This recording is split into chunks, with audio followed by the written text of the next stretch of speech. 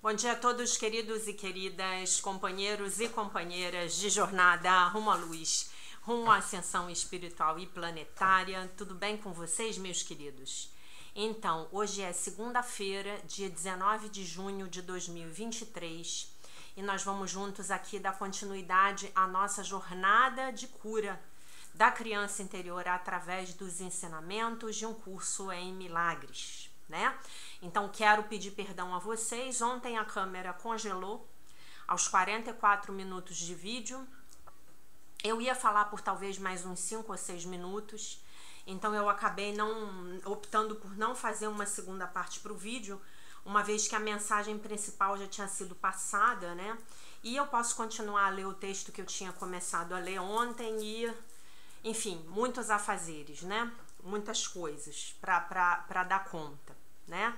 E tô tentando resolver essa situação aqui da câmera com a Microsoft. A coisa ainda tá um pouco enganchada, né? Essa câmera foi muito cara, né? Uma câmera HD, é uma câmera especial para quem faz vídeos para colocar no YouTube. É uma câmera que hoje está custando em torno de R$700, né? Um equipamento bom. Então ainda está na garantia. Então tô pedindo a eles para me enviarem uma nova, mas o processo com a Microsoft é bastante trabalhoso, tá? Então vamos lá, damos início ao nosso vídeo com a lição do dia e os comentários, né? Lição 170. Não há crueldade em mim, não há crueldade em Deus e nem em mim, né? Se eu fui feito verdadeiramente a imagem e semelhança de Deus, e Deus não é cruel, então não pode haver crueldade em mim, né? Ninguém ataca sem a intenção de ferir. Isso não pode ter exceção. Quando pensas que atacas em autodefesa, queres dizer que ser cruel é uma proteção, que estás a salvo por causa da crueldade. Queres dizer que acreditas que ferir o outro te traz liberdade, né? E infelizmente nós acreditamos nisso tudo, né? Nós fomos inclusive programados para acreditar nisso, né? Queres dizer que atacar é trocar o estado em que te encontras por algo melhor, mais seguro e protegido de invasões perigosas e do medo, né? Como é inteiramente insana a ideia de que defender-te do medo é atacar, pois assim que o medo é procriado e alimentado com sangue para fazê-lo crescer, inchar e enfurecer-se. Assim o medo é protegido e é impossível escapar. Hoje aprendemos uma lição que pode poupar-te mais atrasos e misérias desnecessárias do que podes imaginar. É isto: fazes aquilo contra o qual te defendes e, pela tua própria defesa, fazes com que seja real e inescapável. Abaixa as tuas armas e só então perceberás que é falso. Parece que atacas o inimigo que está do lado de fora, mas a tua defesa estabelece um inimigo do lado de dentro, um pensamento alheio, lutando contra ti mesmo, privando-te de paz e dividindo a tua mente em dois campos que parecem ser totalmente irreconciliáveis.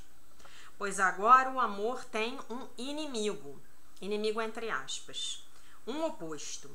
E o medo, o estranho, precisa agora da tua defesa contra a ameaça do que realmente és. Se considerares cuidadosamente os meios pelos quais a tua autodefesa é inventada procede em seus caminhos imaginários, perceberás as premissas em que se baseia a ideia. Primeiro, é óbvio que as ideias têm que deixar a sua fonte, pois és aquele que faz o ataque e não podes deixar de tê-lo concebido antes. Mas atacas o que está fora de ti, e separas a tua mente daquele que deverá ser atacado, com fé perfeita de que a divisão que fizeste é real, né? Então, no momento em que eu ataco o outro, e aí não importa se eu estou atacando ou se eu estou contra-atacando, se eu estou atacando para me defender, o que eu estou dizendo é que eu me esqueci, ou que ainda não sei, no caso da gente que nós nos esquecemos, que eu e o outro somos um, né?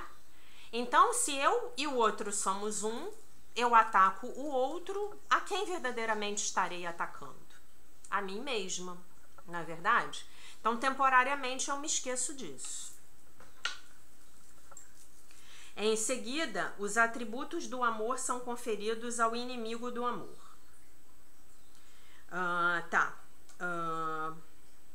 Pois o medo vem a ser a tua segurança e o protetor da tua paz, ao qual te voltas, esperando consolo e procurando escapar das dúvidas em relação à tua força, e buscando a esperança do repouso numa quietude sem sonhos.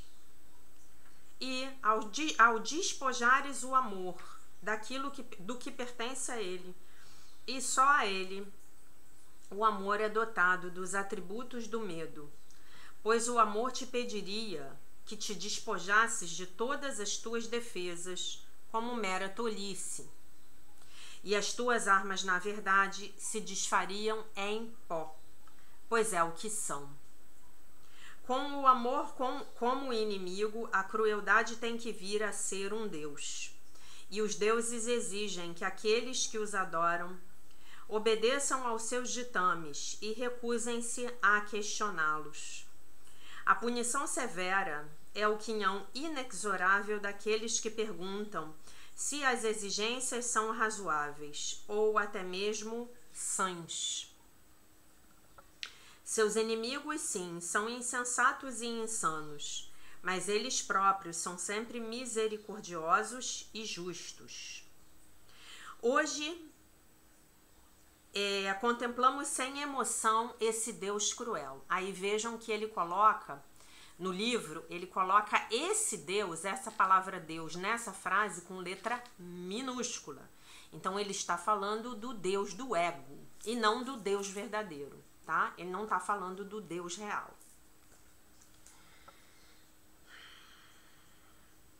E observamos que, embora os seus lábios estejam manchados de sangue, e embora pareça lançar chamas de fogo, é apenas feito de pedra, né? Então, esse Deus cruel, ele é apenas feito de pedra. Se ele é feito de pedra, ele não pode nos amedrontar, não é verdade? Não pode fazer nada. Não precisamos desafiar o seu poder. Ele não tem nenhum. E aqueles que veem nele a sua segurança não têm nenhum guardião, nem força para invocar em momentos de perigo, e nenhum guerreiro poderoso para lutar por eles. Esse momento pode ser terrível, mas pode também ser o momento da tua liberação da escravidão abjeta. Fazes uma escolha, de pé diante desse ídolo, vendo-o exatamente como é. Devolverás tu ao amor o que tens buscado arrancar dele para depositar diante desse pedaço de pedra irracional? Ou farás outro ídolo para substituí-lo? Pois o Deus da crueldade toma muitas formas. Pode-se achar outra. Contudo, não penses que o medo é o modo de escapar do medo. Lembremo-nos do que o livro-texto enfatizou a respeito dos obstáculos à paz, né? A gente vai chegar numa sessão nas lives do livro-texto, na qual nós vamos discutir os obstáculos à paz. O obstáculo final, o mais difícil de se acreditar que não seja nada, um obstáculo com a aparência de um bloco sólido, impenetrável, amedrontador, e além do conquistável, é o medo do próprio Deus, né? Então a gente falamos sobre isso Eu acho que foi ontem, né? Eu acho que foi ontem. Falamos sobre isso ontem, na live de ontem, né? Então, se você ainda não assistiu, assista, por favor. A live de ontem, que foi sobre o altar de Deus, capítulo 2, seção 3. Aqui está a premissa básica que entroniza o pensamento do medo como Deus. Pois o medo é amado por aqueles que o idolatram, e o amor agora aparenta revestir-se de crueldade. De onde vem a crença totalmente insana em deuses de vingança? O amor não confundiu os seus atributos com os do medo. Mesmo assim, os adoradores do medo não podem deixar de perceber a própria confusão no, entre aspas, inimigo do medo. E a sua crueldade é agora uma parte do amor. E o que poderia ser mais amedrontador agora do que o próprio coração do amor? O sangue parece estar em seus lábios, o fogo vem dele. E ele é mais terrível do que tudo, mais cruel do que qualquer coisa que se possa conceber. E fulmina todos aqueles que o reconhecem como seu Deus. A escolha que fazes hoje é certa. Pois olhas pela última vez para esse pedaço de pedra esculpida que fizeste, e não mais o chamas de Deus. Já alcançaste este lugar antes, mas escolheste que esse Deus cruel permanecesse contigo, sob outra forma. Agora eu lembrei, a gente falou bastante desse assunto ontem na live. Aliás, outra sincronicidade, né? Sensacional. Dessa vez, e assim o medo de Deus retornou contigo. Dessa vez tu o deixas lá e retornas a um novo mundo sem a carga desse peso. Um mundo contemplado, não através dos olhos do medo, que não veem, mas da visão que a tua escolha devolveu aqui. Então, os olhos do medo que não veem são os olhos do ego, são os olhos do corpo. Os olhos, a visão que a minha escolha devolveu a mim, que a tua escolha devolveu a ti, é a visão do Cristo. É a visão do amor. É a visão do Divino Espírito Santo. É a visão que nós temos quando estamos em nossas mentes certas. E essa visão nós escolhemos. Quando a gente afirma que não quer mais ver o mundo com os olhos do ego, que queremos ver o mundo com os olhos do Espírito Santo, do amor, do Mestre Jesus Cristo, pronto, fizemos a nossa escolha, tá? E ninguém pode escolher no nosso lugar.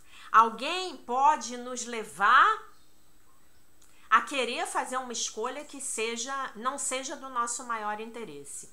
Mas, em última instância, as escolhas são sempre nossas. Nunca se esqueçam disso. E quando você resolver escolher algo porque você quer agradar alguém, algo que não é do seu maior interesse porque você quer agradar alguém, então tenha em mente que você está escolhendo colocar o outro em primeiro lugar na sua vida. E não é isso que a gente aprende aqui em Um Curso em Milagres, não é? Se eu sou o poder no meu mundo, então eu preciso fazer escolhas que vão manifestar para mim um mundo melhor, né? Então a minha prioridade sempre serei eu, sempre. Em qualquer relacionamento, a sua prioridade tem que ser você. E quando eu digo que a prioridade tem que ser você, é o seu ser real e é a sua relação com Deus. Aí é que está a sua prioridade. Sua prioridade sempre tem que ser se colocar a serviço de Deus. Para você que está aqui nesse caminho comigo, tá? Agora,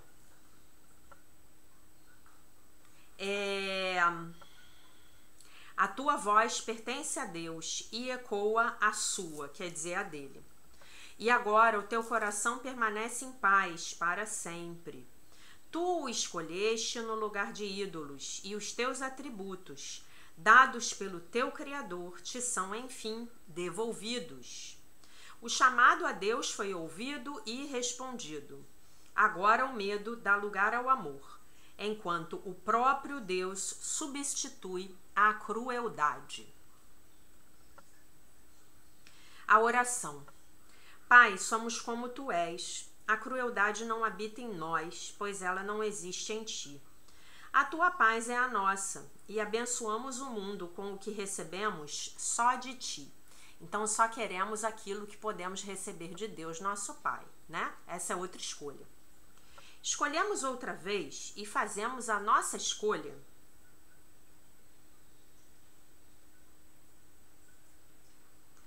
por todos os nossos irmãos, sabendo que são um conosco.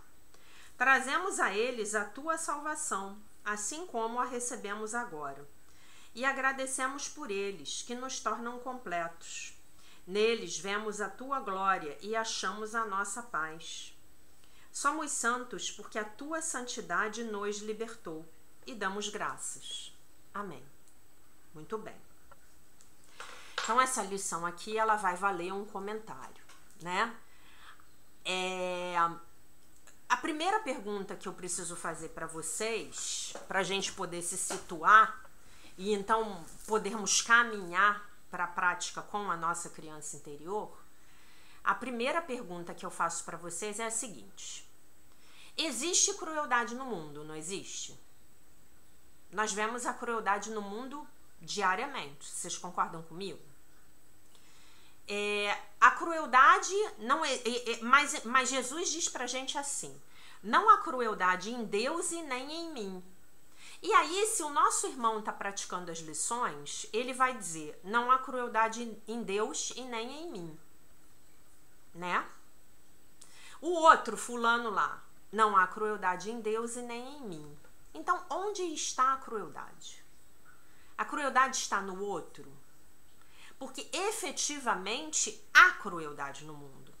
E efetivamente essas lições falam pela verdade.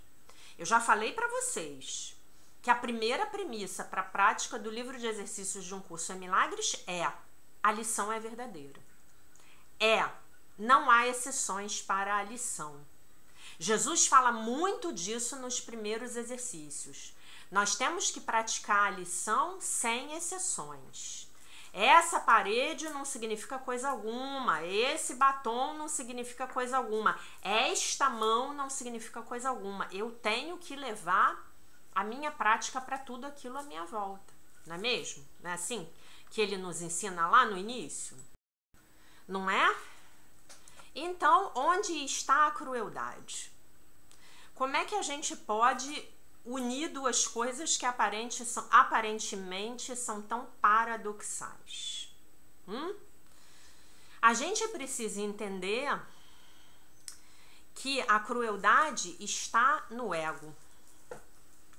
E que o ego traz, enquanto uma programação, tá? Porque o ego é uma programação, cuja crença raiz, para a gente usar uma linguagem do Theta Healing, cuja crença raiz é a crença na ilusão da separação de Deus, o ego vai provocar essa crueldade no mundo. Então, quando nós agirmos a partir da nossa mentalidade certa, criaremos o amor e as outras coisas boas. Quando nós agirmos a partir da nossa mentalidade errada, criaremos a crueldade, tá? Então, quando a gente... a prática dessa lição, ela vai nos exigir o seguinte: que nós tenhamos em mente que ele está falando do nosso ser real, do que eu sou verdadeiramente. No meu ser real, a filha de Deus, perfeita, inteira, completa, maravilhosa, isenta de pecado, não é cruel. Não há crueldade no meu ser real, não há crueldade. Na minha manifestação, nesse mundo de terceira dimensão, eventualmente nós somos cruéis e nós podemos ser muito cruéis. E como nós estamos falando de uma jornada de criança interior, nós vamos nos lembrar que as crianças podem ser extremamente cruéis. Eu fui vítima de várias crueldades de crianças à minha volta.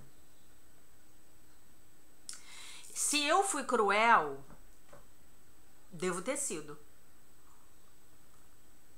Não me lembro especificamente de nenhum momento em particular, né? Mas existem crianças, gente, que matam passarinho com estilingue, né? Isso é de uma crueldade absurda, né?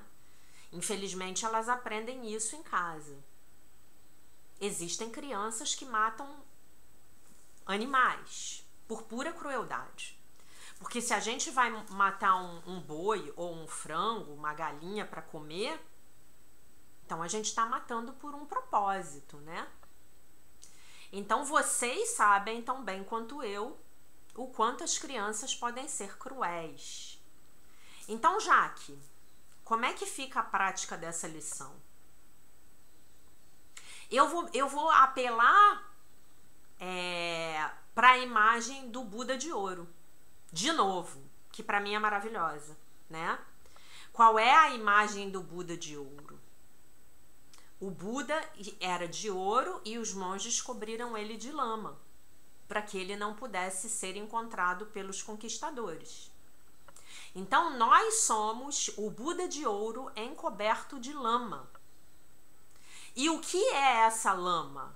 São as programações do ego.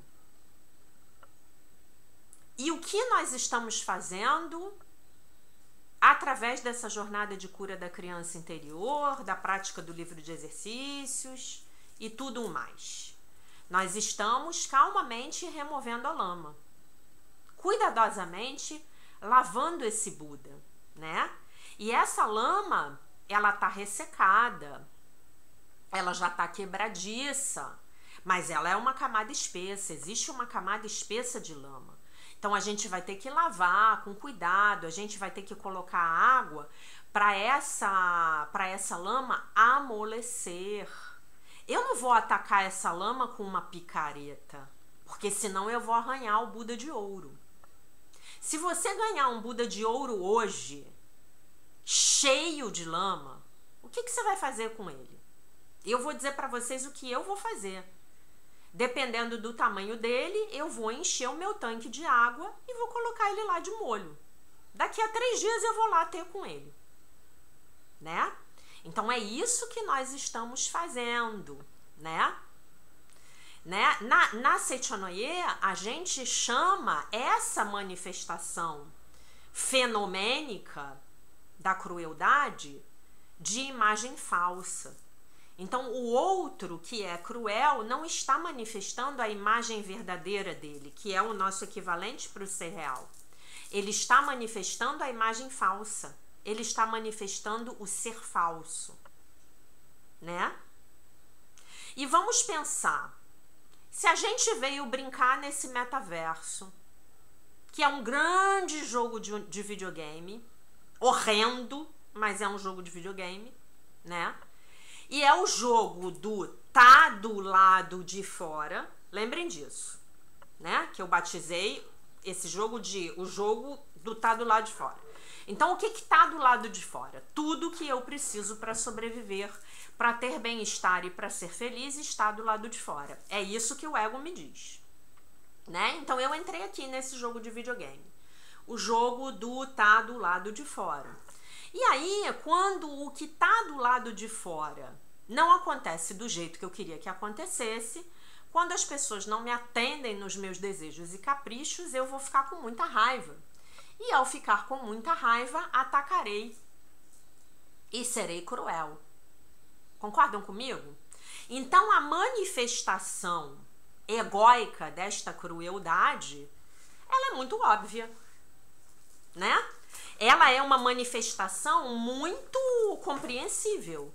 Ora, pois, se tudo de que eu preciso para ser feliz está do lado de fora, e eu não consigo que o que está do lado de fora faça o que eu quero que faça, eu não consigo que a realidade seja do jeito que eu gostaria que fosse, então eu vou ficar com muita raiva e eu vou entrar na crueldade sim. E assim nós caminhamos pela vida, desconhecendo a nossa verdadeira natureza, que é a do Buda de ouro. E a gente projeta isso, projetamos os nossos egos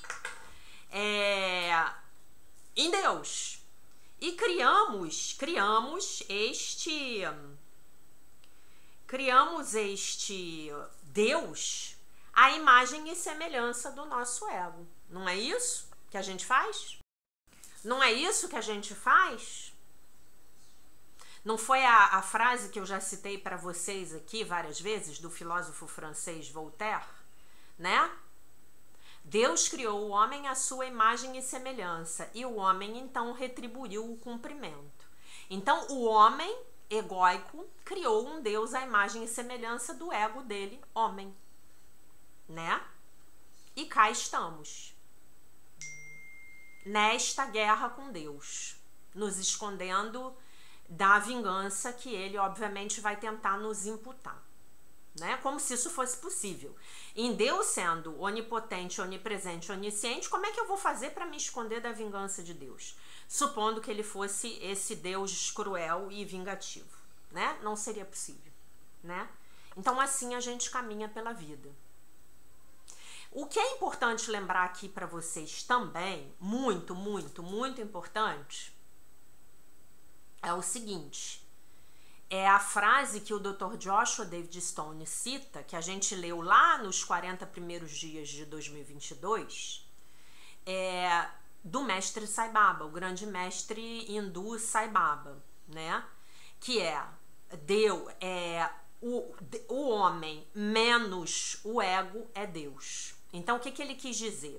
O homem, eu e você, sem as nossas programações egóicas, somos o Filho de Deus, o nosso ser real, o ser perfeito, inteiro, completo, maravilhoso e isento de pecado. Nós somos a nossa consciência crística. Então, se a gente tirar o ego, tirar essa programação do ego, pronto, sobrou o Cristo. E é isso que a gente está fazendo, um dia após o outro aqui, com muito compromisso, com muita diligência. Não é isso que a gente está fazendo? Então não há crueldade em Deus e nem em mim. Então como é que vai ser a nossa prática hoje com a nossa criança interior?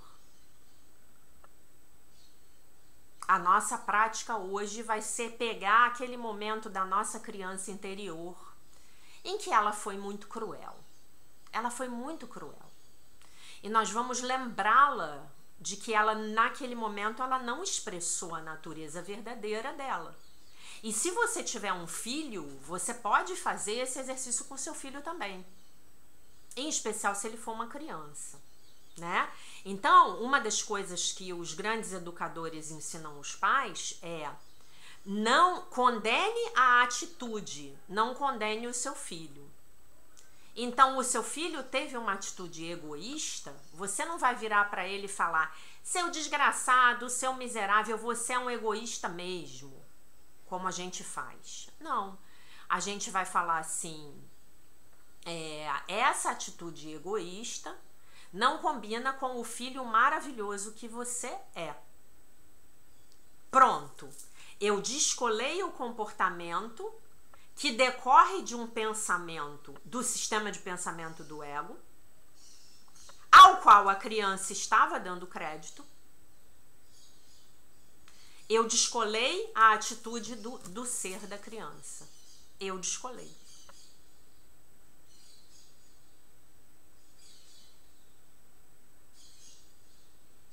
Vocês entendem? A prática disso não é trivial. A gente vai ter que treinar isso nos nossos relacionamentos. Nós vamos ter que observar quando as pessoas estiverem agindo conosco a partir do ego.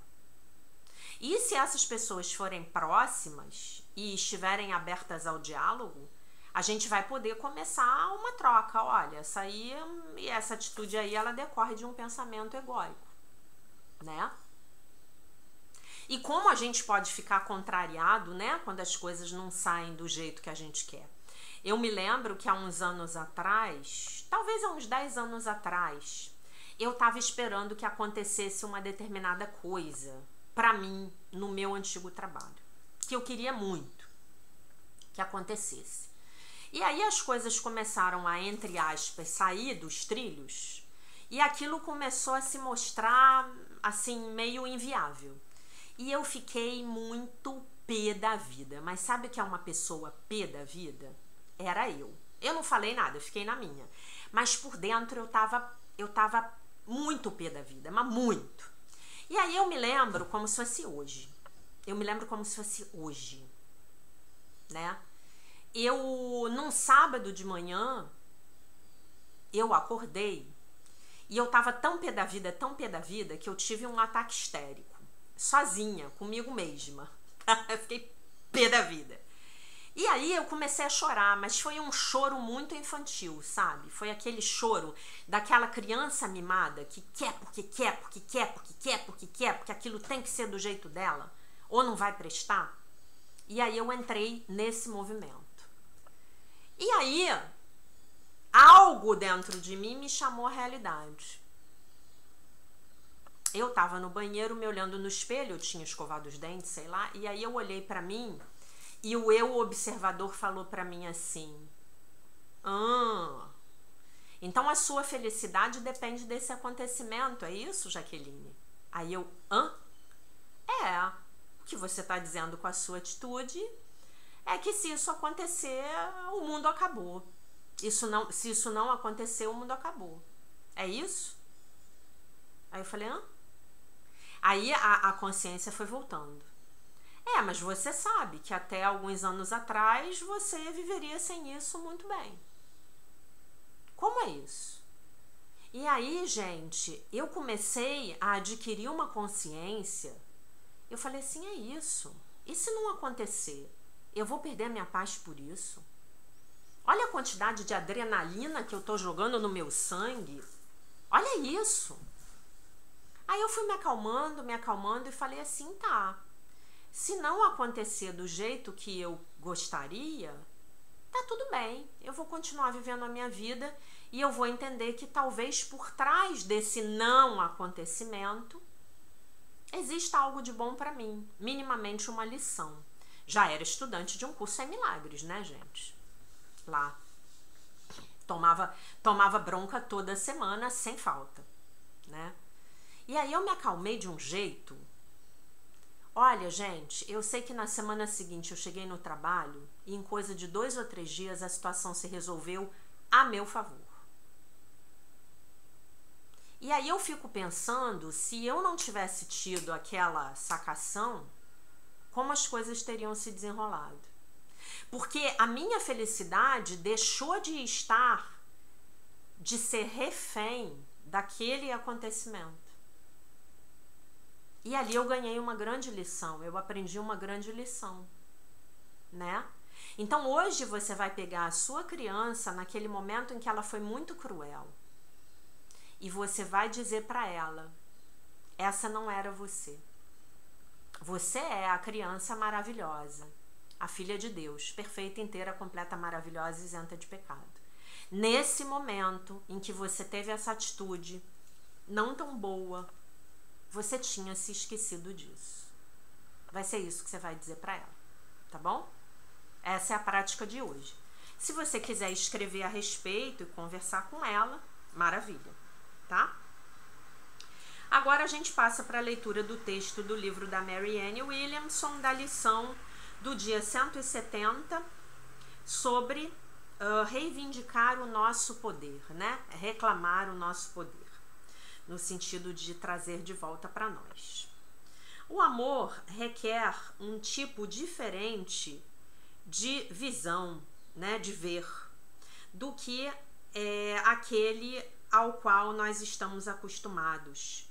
Um tipo diferente de conhecimento e de pensamento. O amor é o conhecimento intuitivo dos nossos corações. Ele é um mundo além, pelo qual nós secretamente ansiamos. Uma memória antiga desse amor nos assombra a todos nós, né? Aparece para nós regularmente, para nós todos regularmente, todo o tempo. e nos sinaliza, né, para retornar. Ó, o homem do ferro velho, voltou. Nós queremos retornar, porque nós queremos o nosso poder de volta.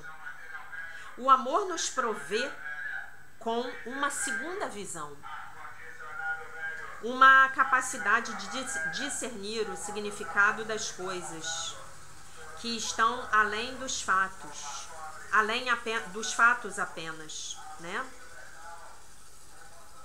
Ele nos dá uma astúcia maior sobre as personalidades humanas e uma compreensão mais profunda dos eventos além das aparências superficiais. O amor não quer dizer, não significa que nós vamos abrir mão do nosso poder. O amor é como nós reivindicamos esse poder. Então, é através do amor que nós reivindicamos o nosso poder real. Porque o nosso poder real está verdadeiramente no nosso ser real. E o nosso ser real é puro amor. Então, é nesse lugar de amor, de conexão. Esse lugar de amor, ele só é possível através da conexão, onde nós vamos reclamar o nosso poder, onde nós vamos encontrar e reivindicar o nosso poder, né? E eu lembro a todos vocês que esse mundo do ego, ele foi projetado para ser um mundo cruel. Enquanto nós valorizarmos o nosso especialismo, enquanto a gente valorizar o querer estar por cima do outro, esse mundo ele não pode desaparecer. Porque enquanto eu estiver valorizando isso, eu estou me tomando pelo meu ego, corpo, personalidade. Eu estou verdadeiramente me esquecendo de quem eu sou. Tá bom? Aquecedores, aspiradores.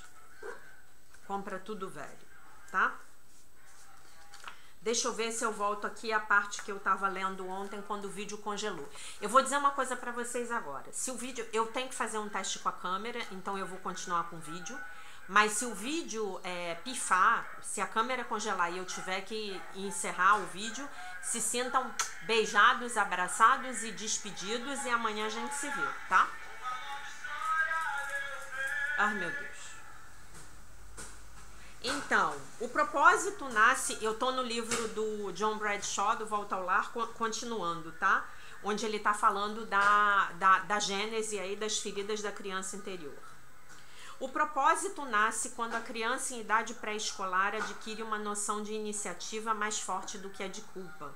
A competência é criada quando a criança em idade escolar desenvolve a noção de indústria mais forte do que a de inferioridade. Quando essas três forças do ego estão presentes, competência, propósito e força de vontade,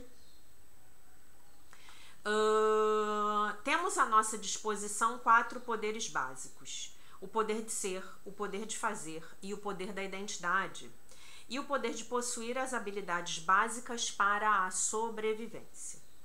Os mesmos poderes e forças do ego que precisamos para nos desenvolver na infância devem ser reforçados nos estágios seguintes do desenvolvimento. A mesma qualidade e tipo de necessidade se repetirão no decorrer de toda a nossa vida. Aí ele cita uma autora, que é a Pam Levin. Ela sugere que as necessidades básicas da infância são recicladas de 13 em 13 anos. Não à toa, o número 13 no tarô é o número do arcano da morte, né? Então a gente morre e nasce de novo. Não tenho conhecimento de nenhum dado empírico que prove a teoria desse ciclo de 13 anos, mas eu gosto de usá-lo como uma linha básica geral. Aos 13 anos, a puberdade desperta a centelha da vida para um novo caminho. Abre-se uma nova estrutura mental à medida em que ocorrem as mudanças biológicas da maturidade sexual. Começamos o processo de formação da nossa identidade e de sair de casa. Precisamos testar e desafiar a opinião dos nossos pais a nosso respeito. Na puberdade, iniciamos o processo de resolver quem nós pensamos que somos. Para sermos nós mesmos, precisamos deixar gradativamente os nossos pais. Amorosamente, né? Mas temos que fazer isso, né? Metaforicamente, para a gente crescer, a gente tem que deixar a casa de nossos pais. Precisamos de todas as forças desenvolvidas do nosso ego para fazer isso. Precisamos depender da confiança desenvolvida na infância, a confiança de que o mundo é suficientemente seguro para que realizemos o nosso potencial. Além disso, devemos ter autonomia para confiar em nós mesmos quando nos aventuramos no mundo e deixamos a casa dos nossos pais. O nosso sucesso depende do modo com que atravessamos o primeiro estágio da contradependência, nos anos em que estávamos aprendendo a andar, e de como estabelecemos uma identidade inicial no estágio pré-escolar, que exige independência. Se cumprimos essas tarefas de desenvolvimento, teremos poder para iniciar com facilidade essa transição. Se aprendemos bem na escola, podemos usar a nossa habilidade social, interdependência, para fazer amigos. Podemos confiar nos fatores básicos de sobrevivência aprendidos na escola, para sermos esforçados. Essas forças do ego do período escolar nos ajudarão a criar a identidade adulta, que se apoia nos pilares do amor interpessoal e do trabalho útil. 41 minutos de vídeo. Dos 25 aos 29 anos, começa um novo ciclo. Aos 26, muitos de nós se casam e constituem a família. Na verdade, aí entre 26 e 30 anos é basicamente o retorno de Saturno. É quando Saturno volta para o mesmo lugar onde ele estava quando a gente nasceu, né? E aí é efetivamente o momento que a gente chega na idade adulta, né? Astrologicamente falando, é o símbolo. Por que varia? Porque Saturno pode retrogradar, né? Então ele anda para frente, aí depois ele volta um pouquinho, aí depois ele anda de novo. Então para alguns se dá aos 28 anos, em média são 28 anos. Muita gente se casa aos 28 anos e sai da casa dos pais aos 28 anos, né? Mais uma vez, dependemos do nosso senso de confiança, de autonomia, iniciativa e de cooperação interdependente para amar bem e ter a verdadeira intimidade. Cada estágio da infância será reciclado na nossa procura da intimidade. Passamos de uma espécie de dependência sem fronteiras, o estágio do amor, para a contradependência, o estágio da luta do poder, quando procuramos resolver as nossas diferenças, para a independência, estágio de autorrealização, e então para a interdependência, estágio de cooperação e companheirismo. Na interdependência é que os relacionamentos saudáveis estarão, tá? Os relacionamentos saudáveis ocorrem entre indivíduos interdependentes, né? Eu não dependo de você, nem você depende de mim, mas nós dois estabelecemos uma troca afetiva equilibrada e assim construímos um relacionamento saudável, seja entre amigos, entre familiares, num casal, tá? Esses estágios refletem os estágios da infância. Sendo assim, grande parte do sucesso ou do fracasso dos nossos relacionamentos dependerá da forma pela qual atravessamos os estágios da infância. É aí que a gente empaca. Como a gente tem as feridas já sendo empilhadas, porque a gente passa para o estágio seguinte do desenvolvimento sem ter resolvido as nossas necessidades do estágio anterior, né? Então, rejeição, abandono, humilhação, onde a gente está agora, traição e injustiça, a gente chega na idade adulta cheio de boletos, cheio de contas, de dívidas emocionais para a gente pagar. E o grande problema é que a gente quer que o outro pague essas dívidas pra gente, certo? Tô vendo se a câmera tá quente. A gente quer que os outros paguem essa conta pra gente, não é? A gente não quer a gente ir lá ter com Deus para acertar a nossa vida com ele. Não, a gente quer pegar o boleto e dar pro namorado, dar pro marido, dar pra esposa, dar pro melhor amigo, dar pra mãe, falar: mamãe, você não me amou como tinha que me amar. Não amou, realmente não amou, mas agora a conta é minha.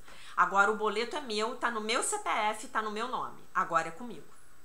Como eu não tô sozinha, eu tô com Deus, então é comigo e com Deus, né? Aos 39 anos, começamos um outro ciclo e entramos na meia-idade. É um estágio bastante dramático do ciclo de vida. Alguém inventou a expressão loucuras da meia-idade. Deve ter sido o Luciano Huck, né? Para definir o drama e a dificuldade dessa transição na nossa vida. Para quem tem uma criança ferida, esse estágio pode ser desastroso. Uhul! Loucura, loucura, loucura!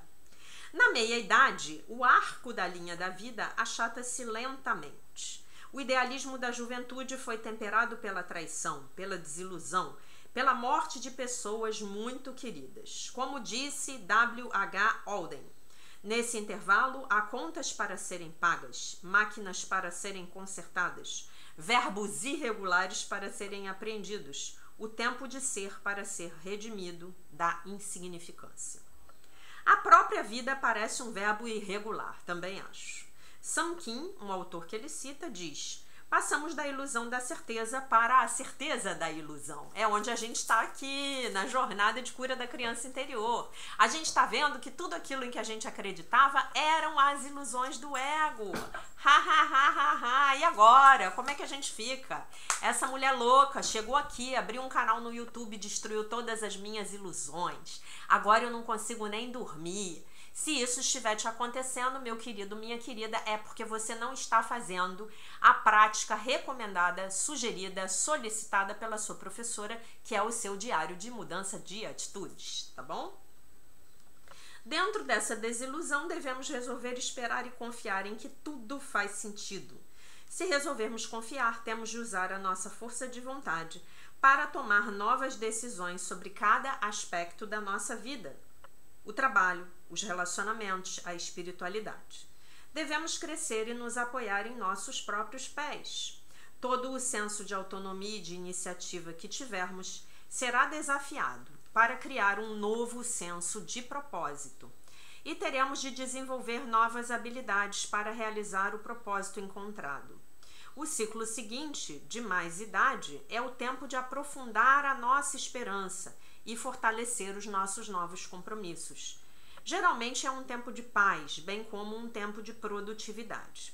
Com sorte, teremos a nossa criança maravilha conosco, porque vamos precisar da sua espontaneidade e de sua resistência. No final do ano, a criança maravilha aqui de todo mundo vai estar com cada um de vocês, tá? Eu prometo. O começo da velhice exige uma negociação que leva à aceitação da idade e do afastamento das atividades. Na velhice, precisamos entrar numa segunda infância.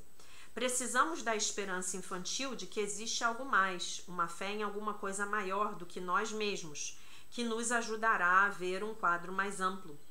Precisamos de todas as forças do ego adquiridas para ver o todo contra as suas partes. Em contraste, tá? E aqui ele tá falando do ego psicanalítico, não é do ego negativo não, tá? É do ego como essa parte da psique humana que nos permite estarmos na vida. Quando conseguimos essa visão, temos a sabedoria. Cada estágio de desenvolvimento é construído sobre o anterior. A base de todos é a infância, né? Foi isso lá que o Dr. Freud descobriu, né? Que todas aquelas loucuras do indivíduo na idade adulta tinham a ver com a infância dele. Por isso que nós estamos resgatando nossas crianças interiores loucas e feridas e descompensadas e eventualmente cruéis. Um pequeno erro no início será um grande erro no fim. Não podemos interferir no começo da nossa vida, quando dependemos completamente de outras pessoas para sobreviver. Nossas necessidades eram necessidades de dependência, isto é, só podiam ser atendidas por aqueles que tomavam conta de nós. Os quadros, aí ele vai falar dos quadros, tá? Como os quadros mostram o desenvolvimento dos indivíduos, a gente está na página 88, então se você quiser, você vai lá, pega o seu PDF e veja os quadros de desenvolvimento, tá tudo bem explicadinho, né? Então, cada estágio é construído sobre o anterior e o incorpora, tá? Aí eu não vou ler, tá? Ele vai falar da expansão do ser, E aqui a gente para, amanhã a gente continua a ler esse texto, tá? Lembrando que a gente vai passar da interdependência para independência, para contradependência, que é a união dos opostos, para a dependência saudável, que é a união simbiótica, para necessidade de interdependência, peraí.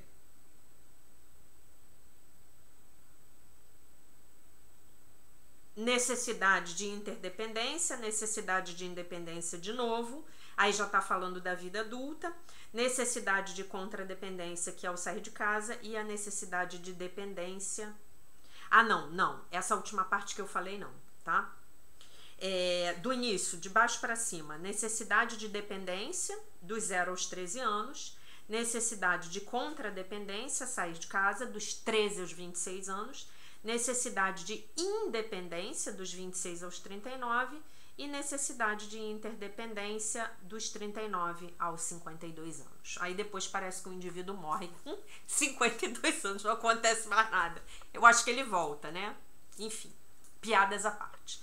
Bom, gente, então, amanhã a gente continua com esse texto. Eu já tô com 50 minutos de vídeo, né? Então amanhã a gente continua com esse texto. E o que é importante que a gente se lembre aqui? O que é importante? Né? Que do ponto de vista de um curso em milagres, né? Essa lição e essa prática de hoje, eu tô achando que a câmera vai pifar. Se ela pifar, sintam-se beijados, deixados com a paz de nosso Senhor Jesus Cristo, com um beijo imenso, tá? Se ela pifar, mas eu tenho algumas outras coisas que eu quero observar. E também eu quero deixar para ver se ela vai pifar também, que eu tô fazendo um teste com ela. Então, o que é importante que a gente se lembre aqui é que se Deus não é cruel, Deus não pode ter criado um mundo de crueldade, não é?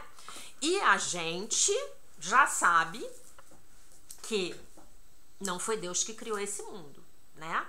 Esse é um dos pilares do sistema de pensamento do Espírito Santo. Deus não criou esse mundo, não. Nananina, não foi Deus. Né? E a gente sabe também que a gente vê a crueldade no mundo. E que, infelizmente, ainda vemos a crueldade em nós mesmos. Não é verdade? A gente ainda vê, infelizmente. Né? E nós podemos ser bastante cruéis. Nós podemos ser cruéis com as nossas ações, nós podemos ser cruéis com as nossas palavras, nós podemos ser cruéis com os nossos pensamentos, né? E nós saímos de casa e somos objeto da crueldade alheia, muitas vezes de forma gratuita, como eu contei para vocês no vídeo de ontem, que eu fiz um comentário lá do erro de português da pessoa que eu sigo com o maior carinho, com a maior gentileza, com a maior educação, até para ela trocar, para ela não manter um post errado ali, né? E recebi uma agressão de volta. Por quê? Porque esse é o mundo do ego. Porque essa, infelizmente, é a programação padrão sob a qual a galera aí, 99% das pessoas estão sujeitas a, né? Agindo na inconsciência, agindo no piloto automático. E agindo muito baseados na ideia de que se o outro, é exatamente como ele começa a lição, se o outro está me atacando, então eu tenho o direito de atacar de volta para me defender. E aí eu mantenho o ciclo de ataque e defesa e o ciclo de crueldade no mundo, né? Então, essa palavra crueldade, ela vai nos falar muito de um mal desnecessário. Não que algum mal seja necessário. Entendam bem onde eu estou colocando as coisas aí em perspectiva. Mas, mesmo nesse ciclo de ataque e defesa, quantas vezes eu venho com uma crueldade, com um prazer em fazer mal ao outro, com um ataque que não foi provocado, né? O exemplo do hater que vem e te xinga, ó, fechou. Então, deixo vocês com a paz de nosso Senhor Jesus.